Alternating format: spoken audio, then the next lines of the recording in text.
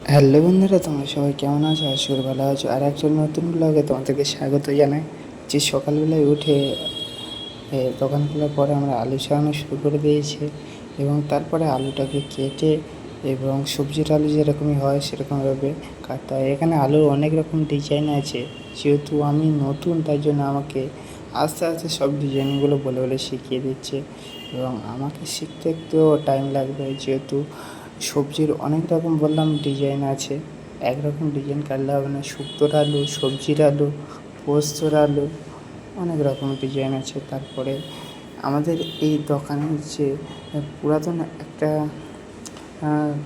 বলতে গেলে যে বিশ্বস্ত একটা কাকা আছে এবং কাকার হাতের রান্না খুবই অসাধারণ এবং কাকা তাই আজকে একটা রেসিপি করছিল কাস্টমারদের জন্য এবং খুবই সুন্দর সেই রেসিপিটা।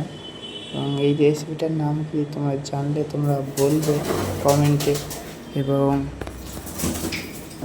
দেখো, কাকা খুব বিশ্বস্ত এবং 10 বছর ধরে এই রেস্টুরেন্টে কাজ করে চলেছে এবং কাকার হাতের রান্না অসাধারণ এবং খুবই সুন্দর বললে চলে। যেহেতু এবং কাকা যে রেসিপিগুলো বা যে তরকারিগুলো তৈরি করে সেগুলো খেতে খুব অসাধারণ এবং কাকার যে ইয়েগুলো খুবই ভালো হয় এবং কাকা তার জন্য ময়দাটাকে ভালোভাবে বেলে নিচ্ছে। এবার বেলে নিয়ে তেলটাকে গরম হয়ে গেছে, গরম হয়ে কড়াইতে ছাড়বে এবং কাকা খুবই কাজের অভিজ্ঞতা আছে কাকার প্রচুর। এবং কাকা বললাম 10 বছর ধরে কাজ করছে যেহেতু এই রেস্টুরেন্টে, এবং সেহেতু অভিজ্ঞতা তো থাকবেই।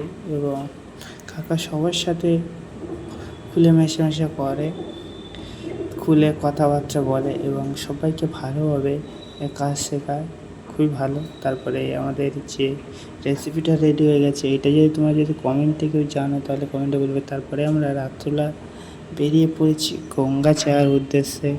এই গঙ্গায় রাতের বেলা দেখা মূলত একটা খুবই সুন্দর দৃশ্য।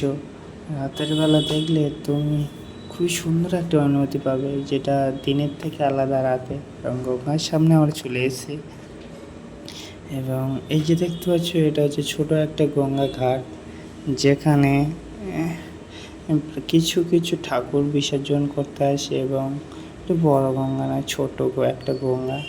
এবং এই সাইডে নৌকা আছে আর এই সাইডে গঙ্গার যে দৃশ্যটা তোমরা দেখতে পাচ্ছ খুবই সুন্দর একটা দৃশ্য বললে চলে এবং খুবই অপরূপ দৃশ্য। এবং সামনে যে ওই ব্রিজটা দেখতে পাচ্ছ, ওখানে হচ্ছে আমাদের মা কালী, মা দক্ষিণেশ্বরের যে মন্দিরটা ওখানে অবস্থিত এবং খুবই সুন্দর একটা জায়গা এবং ভিউর একটা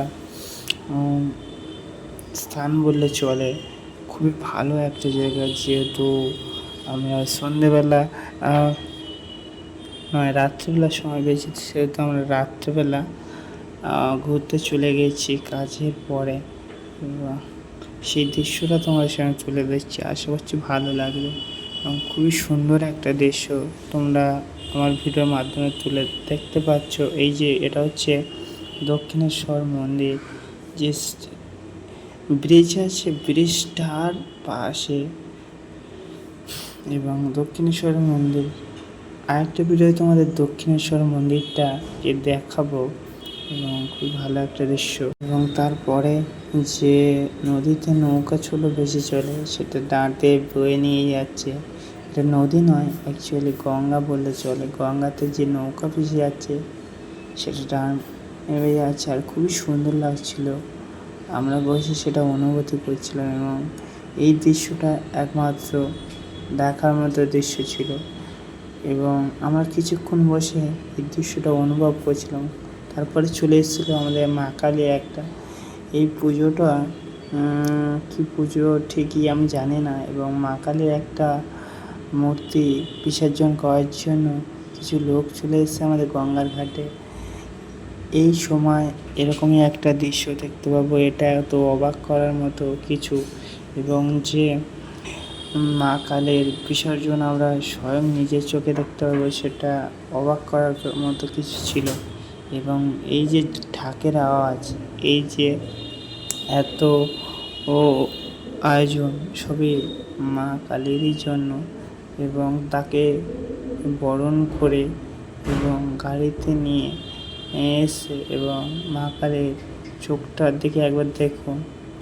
মা কালী যখন সময় আসে বা যে কোনো ঠাকুরের বিসর্জনের সময় আসে, তাদের চোখের দিকটা না একবার লক্ষ্য করে দেখবেন দু চোখে জলে ভরা। মা যেন আমাদেরকে ছেড়ে যেতেও চায় না, কিন্তু কি করব, মাকে আমরা বিদায় দিতেই হয়। এবং সেহেতু তোমরা ভিডিওর মাধ্যমে সেই ভিডিও দেখতে পাচ্ছ। এবং এখানে দেখে মা কালীকে 5বার ঘোরানো হবে এবং তারপরে মা কালীকে বিসর্জন করে দেওয়া হবে। এই যে মা কালীর আসার আমরা কত অপেক্ষা করি, এবং সেই অপেক্ষা আর কিছুটা দিন আমরা আনন্দ করি। অপেক্ষাটাই আমরা শুধু আনন্দ করতে থাকি, এবং যখন মা কালী আমরা বিসর্জন করে দিই, তারপরে যেন বিসর্জনের সময় যেন কতটা কষ্ট লাগে আমাদের, এবং সেই ভিডিও তো বলে বোঝানো মুশকিল। এবং তারপরে মা কালীকে ঘোরানো হচ্ছে, এবং ঘোরানোর পর যে মা কালীর দেবীঘট, সেটাকে জল তুলে ডুব মেরে নেবে, এবং তারপরে মা কালীকে বিসর্জন করা হবে।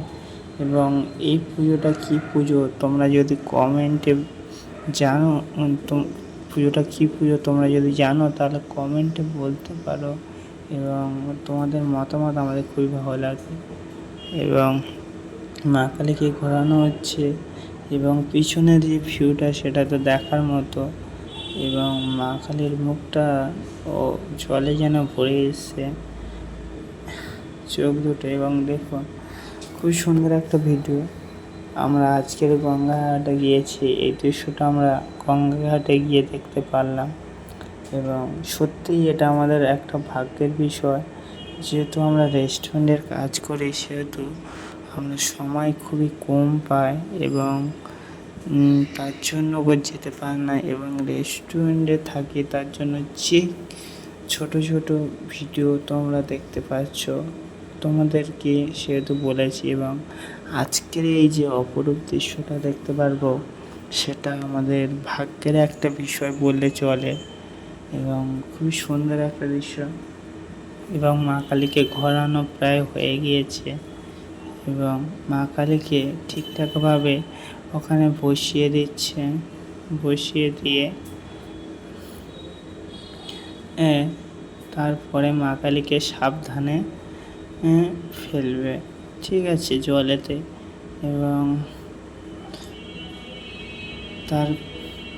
এবং মা কালীকে সাবধানে রেখে দিলে, এবং প্রথমে দেবীঘরটাকে জলেতে নিয়ে ডুব মেরে ও দেবীঘরটাতে জল তুলবে, এবং তারপরে মা কালীকে বিসর্জন করা হবে। এবং এই পুজোটা কী পুজো আমি ঠিকই জানি না, তোমরা যদি জানো তাহলে কমেন্ট বক্সে কমেন্ট করতে পারো। এবং দেখো সেই ভিডিওর কিছু মুহূর্ত। এবং চলো এই ভিডিও এখানে একটা ছোট্ট করে আমি মিউজিক ইউজ করছি, আশা করি ভালো লাগবে।